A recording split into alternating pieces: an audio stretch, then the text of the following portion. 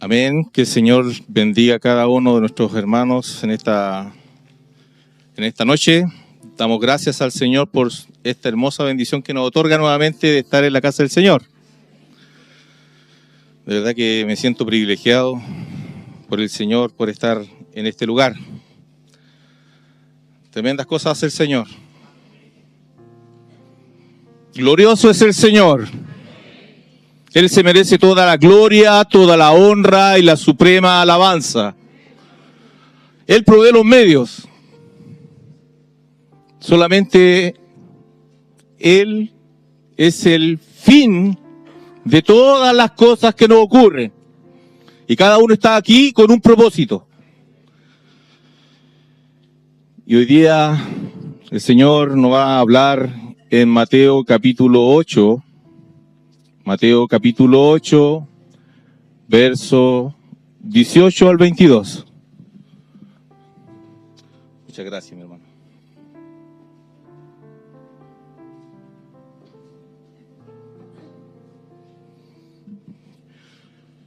Mateo capítulo 8, versículos del 18 al 22.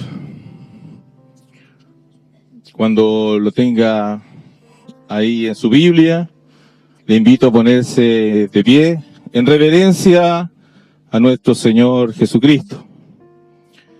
Y dice así la palabra del Señor. Viéndose Jesús rodeado de mucha gente, mandó pasar al otro lado. Y vino un escriba y le dijo: Maestro, te seguiré donde quiera que vayas. Jesús le dijo: Las zorras tienen guaridas y las aves del cielo nidos, mas el Hijo del Hombre no tiene dónde recostar su cabeza. Otro de sus discípulos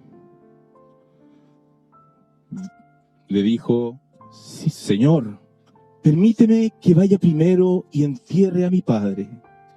Jesús le dijo: Sígueme. Deja que los muertos entierren a sus muertos. Amén. En esa misma posición vamos a orar.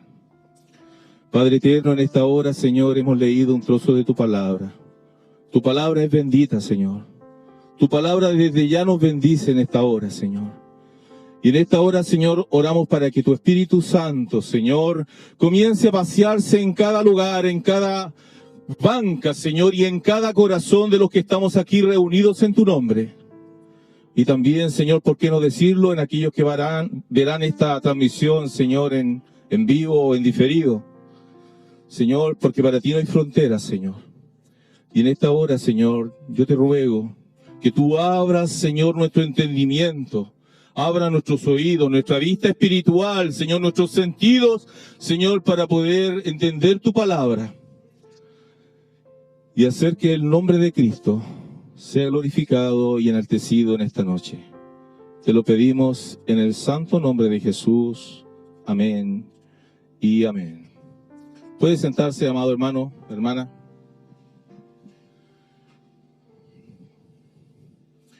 Bueno, esta predicación le puse como título: El costo de seguir a Cristo. El costo de seguir a Cristo. ¿Acaso seguir a Cristo tendrá algún costo? Es una interesante pregunta. Yo sé que cada uno está respondiéndose en su corazón. Pero ¿le ha pasado alguna vez que se ha inscrito en algún proyecto, en alguna actividad, ya sea deportiva o no, o en algún torneo, donde ha sido llevado por la emoción o porque algún amigo quizás lo invitó, pero cuando ya está metido en el ambiente se da cuenta que hay una letra chica y que tiene que avanzar hasta el final? Y como que a veces como que queremos salirnos de la cosa, ¿cierto? ¿Le ha pasado alguna vez? Yo, por ejemplo, junto a mi hijo, ellos juegan ajedrez. Y la primera vez que lo llevé a jugar ajedrez, era un torneo como de 2 días más o menos. No hay ningún problema cuando las cosas van bien, cuando uno va ganando. Cuando va ganando un torneo, ¿cierto?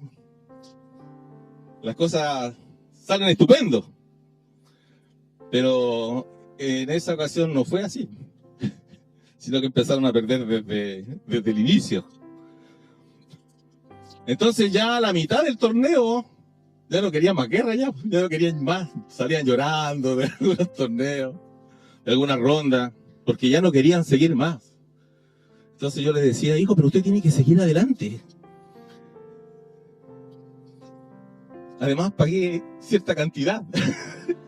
Tienes que llegar hasta el final. No me salió gratis. Por lo tanto, tienes que seguir. ¿Cierto? Yo sé que muchos de nosotros muchas veces nos hemos metido en algunas situaciones semejantes, ¿cierto? Pero muchas veces no leemos esa cláusula, ¿cierto? Y hoy día vamos a profundizar en aquello que rara vez se menciona, el verdadero costo de seguir a Cristo. Algo que muchos prefieren a veces ignorar, no es muy popular, no se predica mucho. ¿Qué significa realmente ser discípulo de Jesús? ¿Cuál es el significado realmente de ser un discípulo de Cristo? Y a modo de contexto, estamos leyendo ahí Mateo capítulo 8, versículo 18, ¿cierto? Si usted puede ver ahí el mismo capítulo 8, modo de contexto, los versículos anteriores, puede encontrarse de que el Señor estaba en su momento de popularidad. Estaban ocurriendo grandes sanidades. Y uno de ellos, si usted ve el capítulo 8, es la sanidad de un leproso. Un leproso era una persona que se le estaba cayendo prácticamente los pedazos y el Señor lo sanó. Porque la gloria del Señor se manifestaba en ese momento. Luego, si usted sigue leyendo el versículo 5 del capítulo 8, va a ver que Jesús sana al siervo de un centurión, un hombre romano, que tenía un siervo que quería mucho y se le estaba muriendo. Jesús viene y este hombre le dice, Señor, no es necesario que entres en mi casa, tan solo di la palabra. Y el Señor asombrado dijo, en Israel no he encontrado tanta fe. Y hace el milagro en aquella misma hora. Luego sigue el verso 14 y usted encontrará que Jesús entra a la casa de Pedro. Y en ese lugar se encontraba la suegra de Pedro, que estaba enferma con fiebre. Entonces el Señor la toma de la mano y la sana también. Entonces el Señor estaba en un momento de popularidad, donde la gente estaba muy contenta por los milagros que estaba haciendo. Bueno, menos Pedro. Dicen las malas lenguas. Las malas lenguas dicen que por eso luego, más adelante, Pedro niega al Señor. Pero bueno, no vamos a referirnos a ese tema.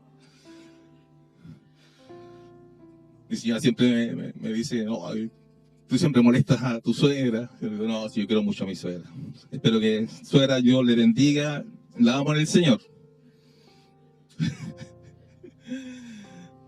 Pero bueno, el tema es que el Señor gozaba de gran popularidad. También hace poco, en los versículos 7 en adelante también, él había dado un sermón muy poderoso, donde se reunieron 3.000, casi entre 3.000 y 5.000 personas, el Sermón del Monte. Entonces, en este contexto, amados hermanos, es que vino un escriba, en el verso 19 dice que vino un escriba y le dijo, maestro, te seguiré donde quiera que vayas. Qué gran declaración, ¿no? Qué entusiasta declaración.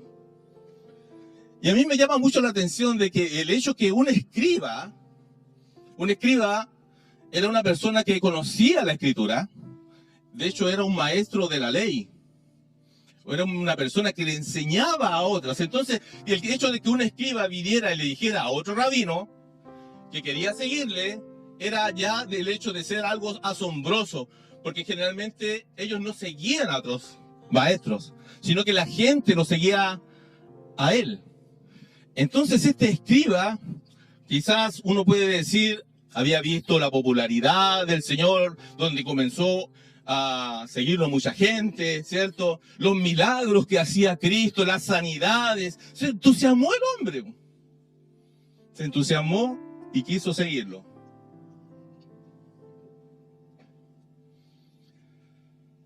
Pero ¿saben qué pasa, amados hermanos?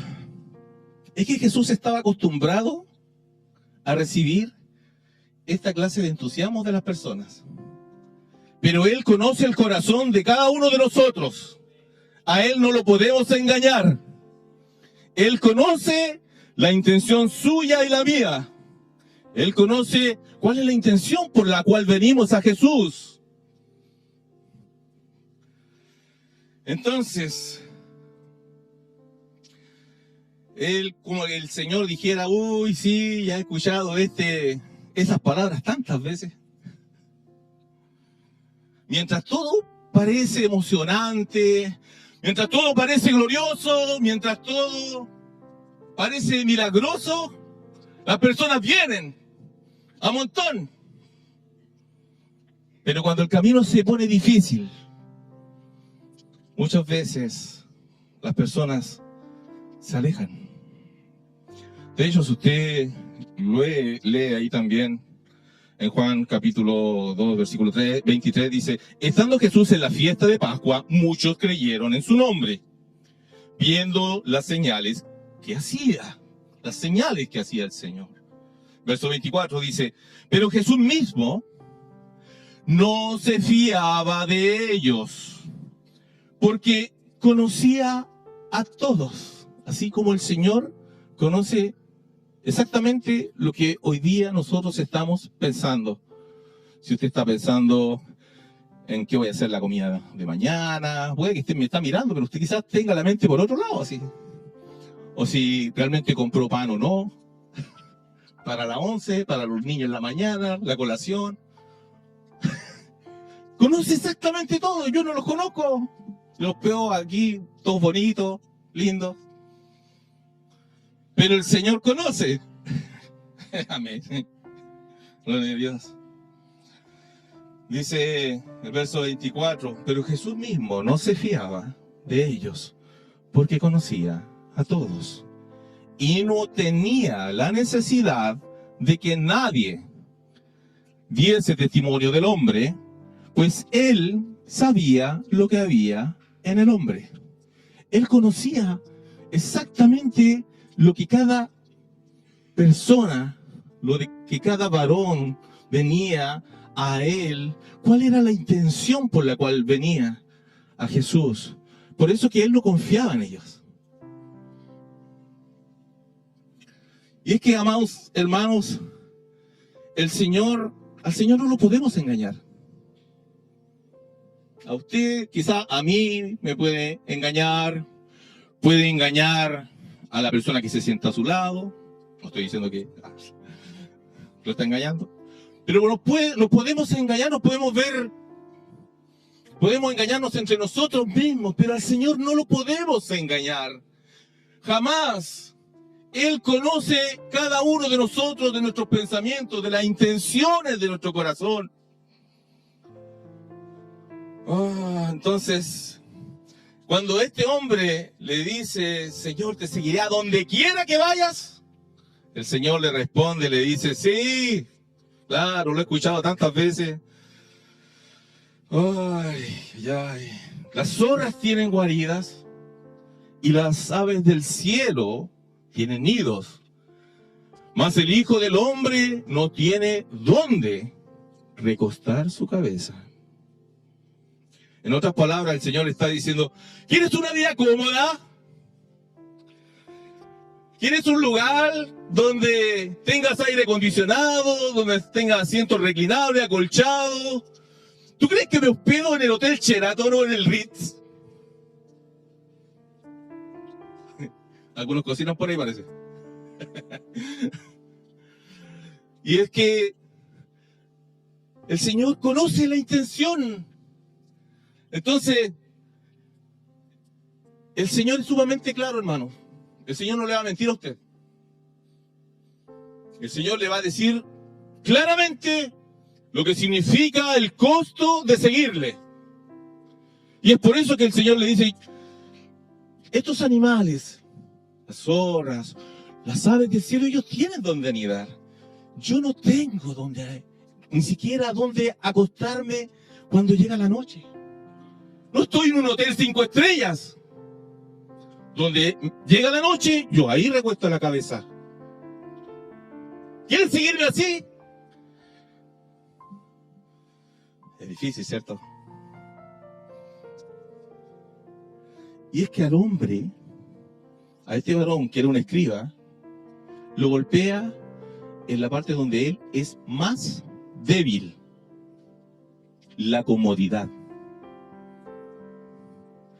La comodidad. Nosotros muchas veces somos cómodos, hermanos. Somos extremadamente cómodos, nos hemos acostumbrado a ser cómodos.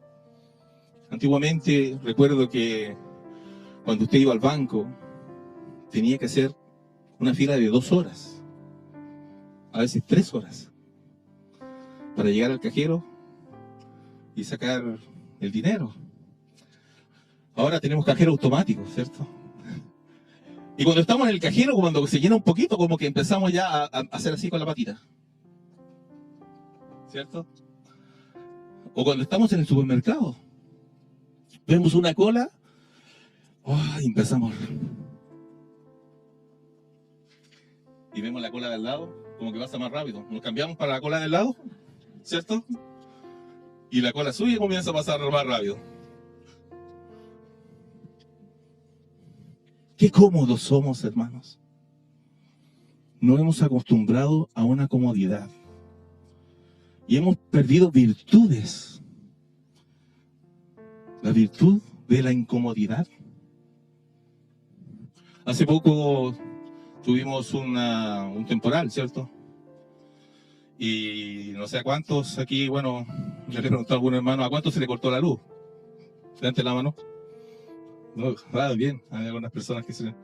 Bueno, entre los que se le cortaron la luz, yo el que habla. Casi 3 días sin luz. Los niños desesperados de una manera. No había internet. Habíamos tenido unas linternas ahí, pero están desesperados los muchachos. Pero Dios permite también muchas veces que pasemos ciertos momentos de incomodidad para que realmente valoremos las cosas y aprovechemos esos momentos también de incomodidad para buscar su rostro, conversar. Hemos perdido eso de poder relacionarnos, pero eso no es la predicación de hoy. Jesús, el Señor, siempre va a atacar las falsas expectativas de las personas. Ahora, cualquiera de nosotros podría verse ahí parado delante del Señor y decir, Señor, pero espérate, pues. No le digas esa cosa. No le digas, lo puedes lastimar. Señor, si predicas así vas a perder audiencia, vas a perder seguidores, no nos van a ver en TikTok, en YouTube, en Facebook, vamos a perder seguidores. Ahora estamos famosos eso, ¿cierto? No, Señor, no puedes predicar así, quizás le podríamos decir. La gente quiere escuchar mensajes que le hagan sentirse bien. Mensajes motivadores. Por favor, no le hables a la gente de sacrificio y de incomodidad.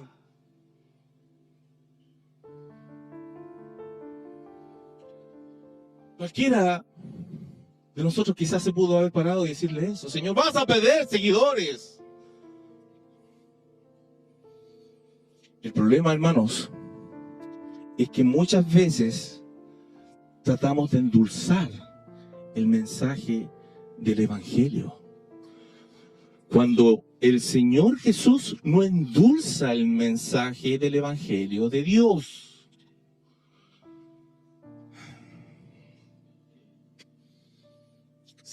Si hablamos mucho de la cruz, de la renuncia, del costo del discipulado, la gente no vendrá a nuestras iglesias. Y decimos, ven ven a Cristo y tus problemas se acabarán. Todavía no, era el palo el blanco mi hermano. Decimos, ven a Cristo, los problemas se acabarán. Ven a Cristo y Él te sanará. Ven a Cristo y tendrás una vida exitosa. Ven a Cristo y tu autoestima sanará.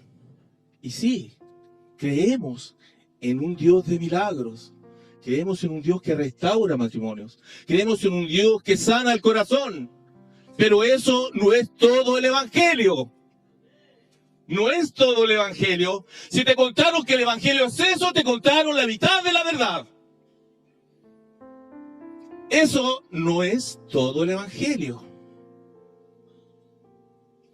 Entonces uno encuentra a las personas cuando dicen, pero mira, el Señor me dio este auto.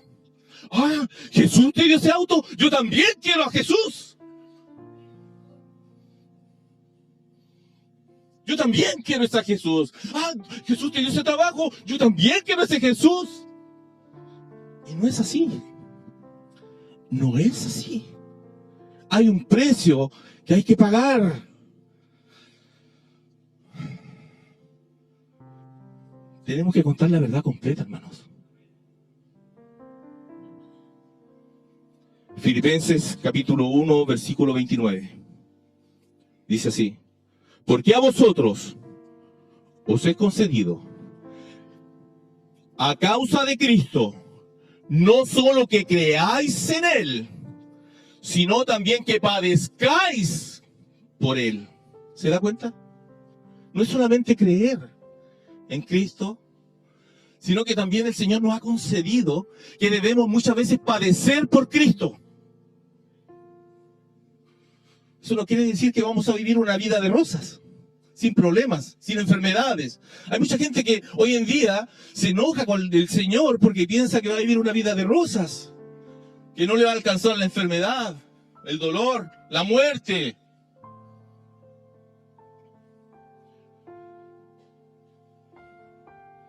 Entonces usted va a encontrar a personas que dicen, oye, pero si yo antes de venir a la iglesia no me pasaba nada, pero llegué a Cristo y tengo más problemas,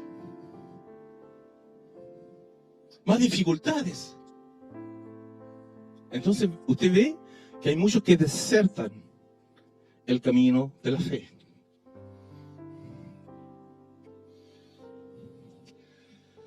Hermanos, Cristo tiene que ser nuestro mayor tesoro.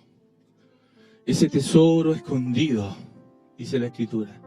Cristo debe ser para el creyente como esa perla que no tiene precio.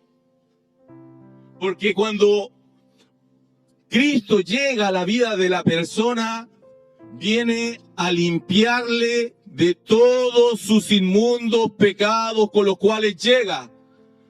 Porque Él pagó el precio que nosotros debimos haber pagado en la cruz del Calvario. En la cruz, el Señor derramó su sangre por cada uno de nosotros. Y eso es suficiente. Eso es suficiente para el cristiano. Que Cristo sea nuestro tesoro escondido, ¿cierto? Nuestra perla preciosa. Entonces surge una pregunta muy importante. Si Cristo es nuestro mayor tesoro, ¿qué significa realmente seguirle? ¿Qué significa recibir a Cristo en nuestro corazón como Señor y Salvador?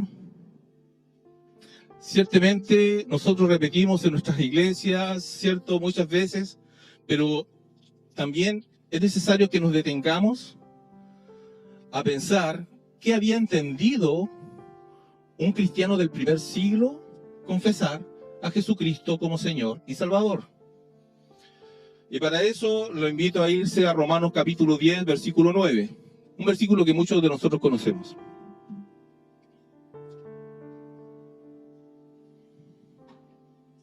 Romanos capítulo 10, versículo 9 dice así: que si confesares con tu boca que Jesús es el Señor y creyeres en tu corazón que Dios le levantó de los muertos, serás salvo.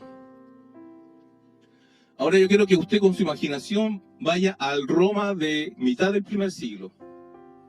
A esa Roma donde Pablo le está hablando a este grupo de cristianos romanos que ha recibido a Jesucristo como Señor y Salvador. Y han sido salvos por lo que indica Romanos 10:9. Usted y yo debemos entender que para el cristiano promedio de Roma, de mitad del siglo I, declarar y confesar que Jesucristo es el Señor era prácticamente una sentencia de muerte. Era una sentencia de muerte. ¿Por qué? Porque cuando el cristiano confesaba que Jesús es el Señor, él estaba afirmando que Jesús, y no el César, no el emperador, era el soberano, la máxima autoridad, el Rey de Reyes y el Señor de Señores. Entonces, eso significaba desafiar directamente la autoridad del César. ¿Me está entendiendo lo que significaba? No es como ahora, que usted hace el llamado, las personas pasan, reciben al Señor como Salvador y no les pasa nada. Entonces hay escritos de esa época, amados hermanos. Por ejemplo, yo veía aquí a algunos de ellos, por ejemplo Plinio el joven, que en una carta le mandaba a Trajano, comentaba, porque él perseguía a los cristianos. Les pregunté a ellos si eran cristianos. A quienes lo confesaban, lo pregunté por segunda vez. Y tercera vez, amenazándolos con el suplicio. Si persistían, ordenaba que fueran ejecutados. Otro historiador de la época, Tácito, al describir la persecución de Nerón hacia los cristianos, producto del incendio de Roma, que el mismo Nerón originó, describió: Nerón presentó como culpables a los cristianos y los castigó con los más refinados tormentos a quienes el vulgo llamaba cristianos.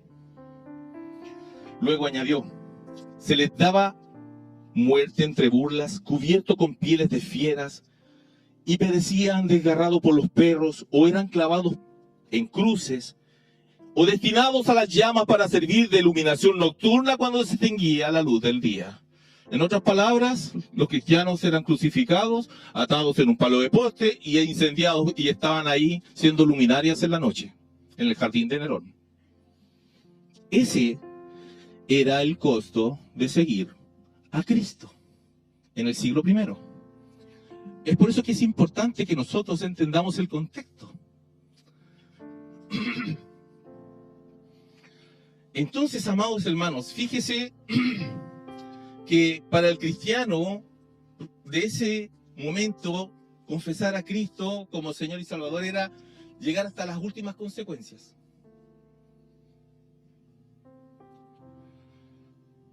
Hermanos, ¿qué quiero decir con esto? Tenemos que recibir a Cristo, no solo como Salvador, sino también como Señor. Eso significa que cuando usted confiesa que Jesús es el Señor, tiene que ser el Señor de toda su vida. Es decir, Señor, en este momento cuando yo me entrego a ti, Señor, dejo de yo estar en primer lugar y pasa Cristo a ocupar el primer lugar de mi vida. Cueste lo que cueste. No importando mi comodidad, si el Señor me dice que tiene que ir a cierto lugar, yo obedezco. Si el Señor le está diciendo usted tiene que levantarse a tal hora a orar, yo le obedezco. Es que Señor, ¿quieres que vaya a la iglesia? Sí, quiero que vayas a la iglesia. Pero es que Señor hace mucho frío. O que hace mucha calor. No, amados hermanos, Servir a Cristo como Señor y Salvador es independiente de la decisión que usted quiere, porque usted decidió conscientemente entregarse a Cristo como Señor y Salvador. No podemos venir a Cristo solamente pidiéndole las manos al Señor, los beneficios de la cruz. No, tenemos que ir a Cristo en una actitud de sumisión, de humildad, de entrega. Ese es el costo de seguir a Cristo. Hoy en día todos se dicen cristianos, pero realmente el costo de seguir a Cristo, hermanos, te va a costar. Hay días que usted no va a querer seguir adelante, pero usted le dice: Señor, dependo solamente de tu gracia, me cuesta tanto. Hay veces que pensamos, hermanos, que el Señor tuviese como ciertas obligaciones con nosotros. El Señor tiene la obligación de sanarme, la obligación de proveerme. Es que, Señor, yo estoy en la iglesia. Yo vengo sagradamente todos los domingos a la iglesia. Por lo tanto, tú tienes la obligación de sostenerme. Y no es así. Amado hermano, amada hermana, no es así. El Señor es soberano. Nosotros tenemos que sujetarnos a Él, no Él a nosotros. ¿Me entiendes? Él es el Señor. El Señor, el amo. Yo sé que esta palabra no es una palabra muy motivadora, ¿cierto? Yo le decía al Señor: ¿por qué tengo que predicar esto?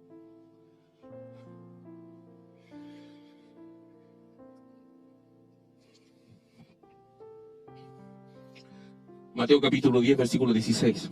Hablando el Señor a sus discípulos. Esta era la forma de motivar al Señor. He aquí, yo os envío como ovejas en medio de lobos. Sed pues prudentes como serpientes y sencillos como palomas. Guardaos de los hombres, porque os entregarán a los concilios y en las sinagogas os azotarán.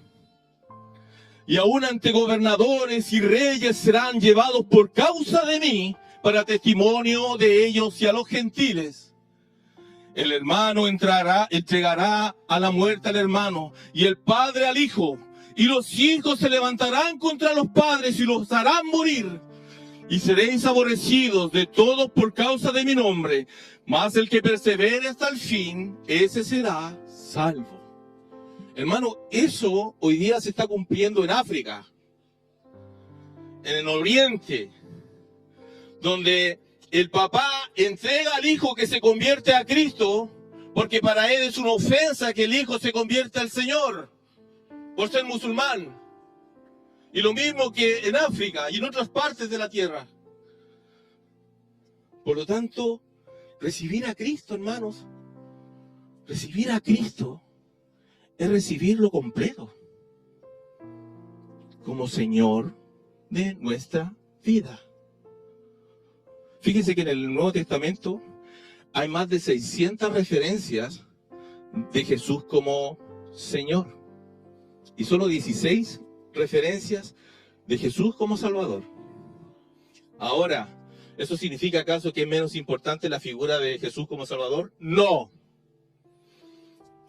Pero no podemos separar la función de Cristo, de Salvador, como Señor.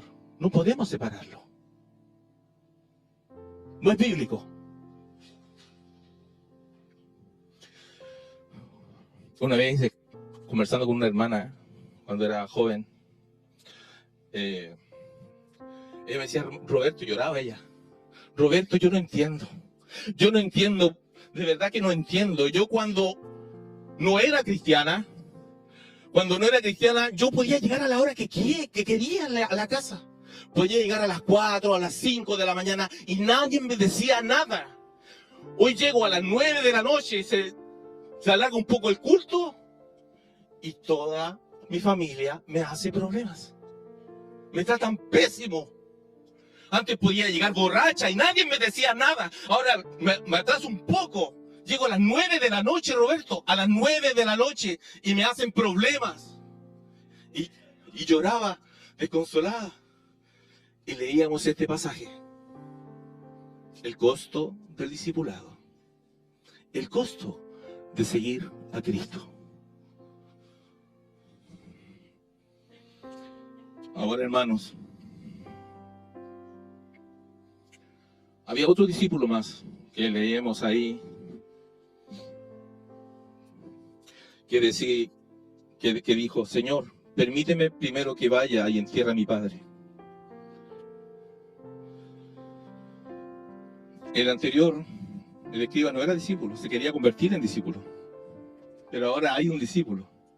Pero fíjense que lo que le dice: Señor, permíteme que vaya primero y entierre a mi padre.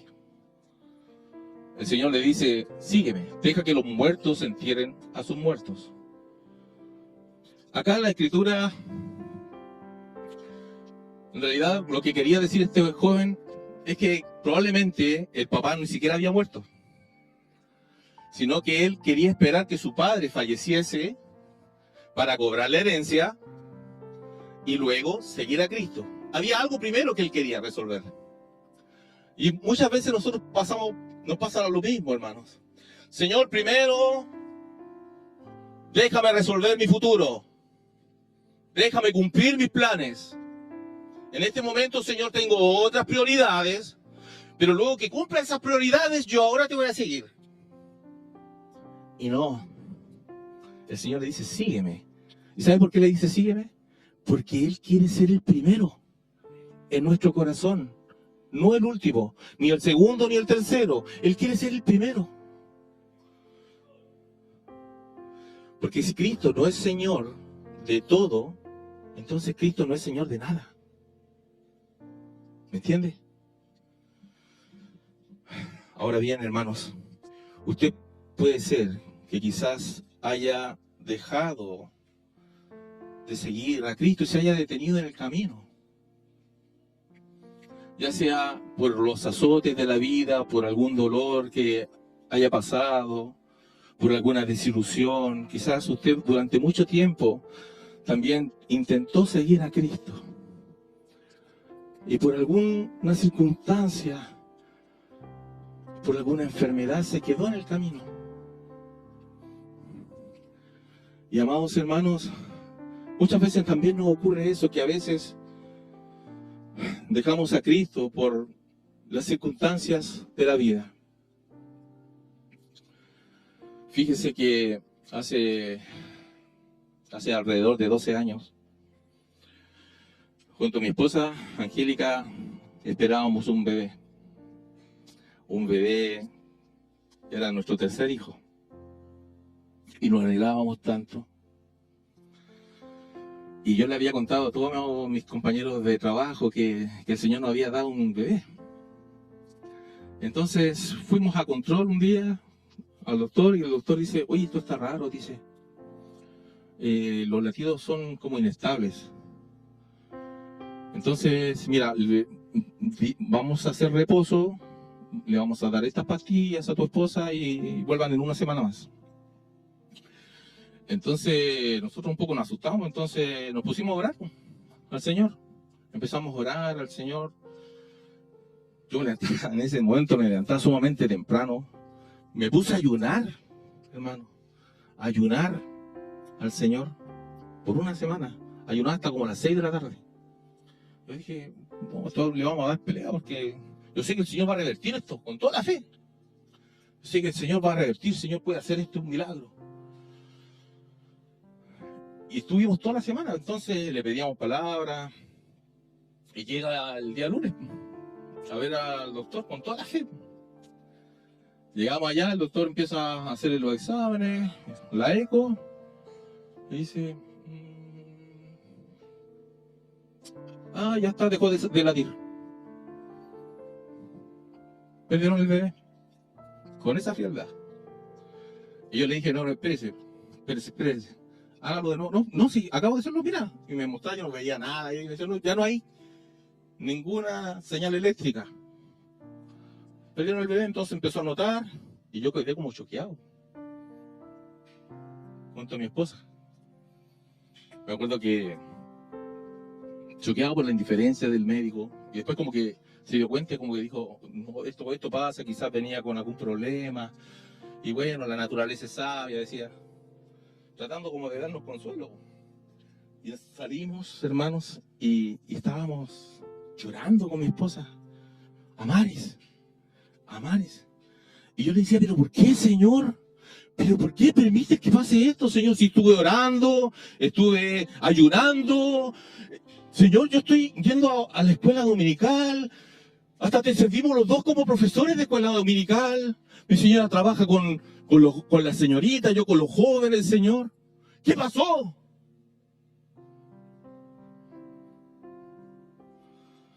Y lo único que queríamos era recibir una respuesta del Señor.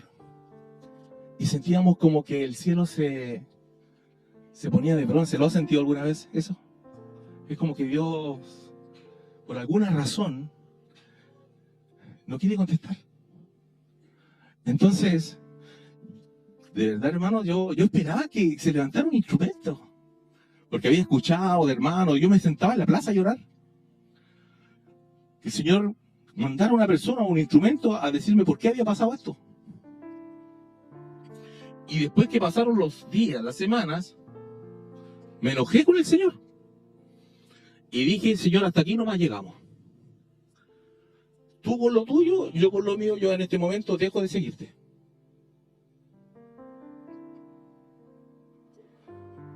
Más que para vanagloria, estaba dolido, hermano. Y le dije a Angélica, fíjese. Le dije, Angélica, ¿sabes qué? Si tú quieres ir a la iglesia, yo te voy a llevar. Pero yo no voy a ir, no voy a entrar. Y llevaba a Angélica a la iglesia. Yo no entraba, yo me quedaba afuera. Y un día fuimos a otra iglesia y la Angélica me rogó que entrara. Y yo le dije, no voy a entrar, Angélica, cambia tú, pero acompáñame. Y como ya la vi llorando, dije, ya, yo te acompaño. Pero que ni me salude ningún hermano. Así que entré como frío. Así, no me acuerdo de haber saludado ni al portero, entré nomás así, como un robot. Me senté y me quedé ahí.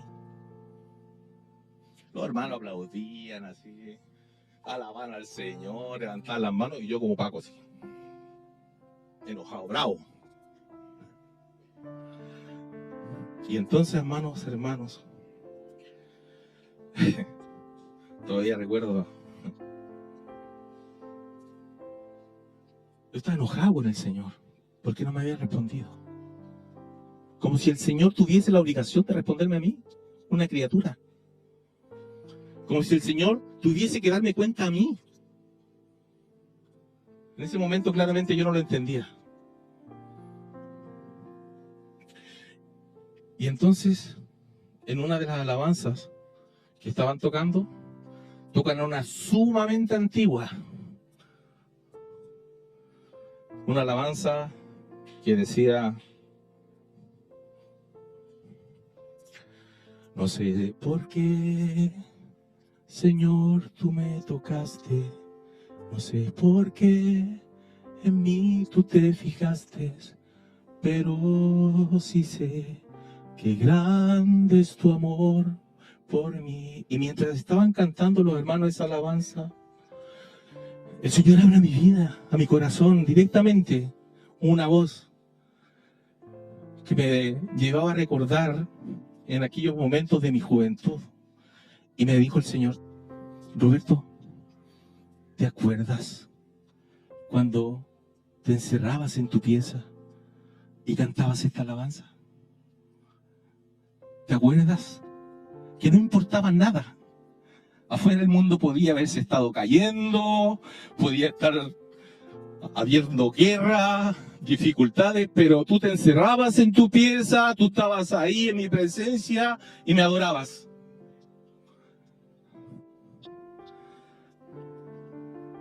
Cuando yo empiezo a recordar todo eso, porque como que se me viene una película en la mente. y empiezo a recordar ese momento, me pongo a llorar. Y le digo, sí, Señor, me acuerdo. Me acuerdo, Señor, cuando tú me hablabas. Pero hace tiempo que no me hablabas, Señor. Y ese día, fíjese que el Señor, me acuerdo que luego el sermón fue de lo siguiente: los terremotos de la vida. Hermano, me la lloré completa, de principio a fin. ¿Sabe qué? Ese día el Señor no contestó el por qué me había pasado eso junto a mi esposa. No me contestó por qué se llevó a nuestro hijo. No me contestó la petición. Pero ¿sabe lo que me dio el Señor en ese momento? Me dio paz. Porque yo en ese momento le dije, Señor, me arrepiento. Señor, me arrepiento, Señor. No entiendo lo que pasó, Señor. Pero sé, Señor, que tú tuviste un plan, un propósito. Yo sé, Señor, que tú tenías un plan ahí. No entiendo por qué te llevaste a mi hijo, Señor, pero yo en este momento confío en que tú quieres lo mejor para mí. Y me entregué a Cristo nuevamente. Y reafirmé mi decisión de seguir a Cristo. Porque muchas veces tenemos que reafirmar nuestra decisión de seguir a Cristo. Ese día el Señor no contestó mi oración, pero me entregó paz a mi alma. Yo todavía no sé por qué el Señor se lo llevó. Y el tema es que pasaron meses después, mi señora volvió a quedar embarazada y volvió a perder otro bebé. ¿Pero sabe cuál era la diferencia? En que Cristo nos dio la paz en nuestro corazón. Y eso es lo que quiero en esta noche, hermano, que usted entienda. Que muchas veces el camino es cuesta arriba. El camino no son pétalos de rosas en el caminar cristiano, sino que es un camino que muchas veces es una pendiente escabrosa, pero está Cristo a tu lado. Y eso, amado hermano, amada hermana, es suficiente. Puede estarse cayéndose alrededor todo el mundo. Puede estar, hermano, una pandemia de enfermedad.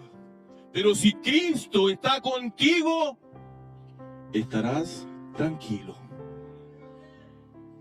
Estarás en paz. Por lo tanto, hermano, afírmate. Afírmate de la gracia de Cristo. Afírmate del Evangelio.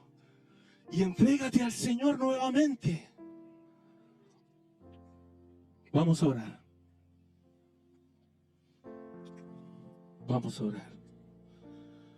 Padre, yo sé, Señor, que tú querías hablarle a tu iglesia en esta noche. Yo sé que quizás muchos que están aquí, Señor, han estado en la incertidumbre, Señor. Quizás hay cosas en el corazón, Señor, que han sido lo primero en nuestra vida, Señor. O otros, Señor, han tenido en el caminar tantas dificultades, Señor. Han llorado tanto, ya sea por alguna enfermedad, por alguna dolencia, por algún proceso, Señor, que han tenido que vivir. Pero hoy tú, Señor, a cada uno de los que estamos en este lugar, Señor, nos has traído. Padre, yo te ruego, Señor de los cielos, que usted, Señor, reafirme el compromiso de cada uno.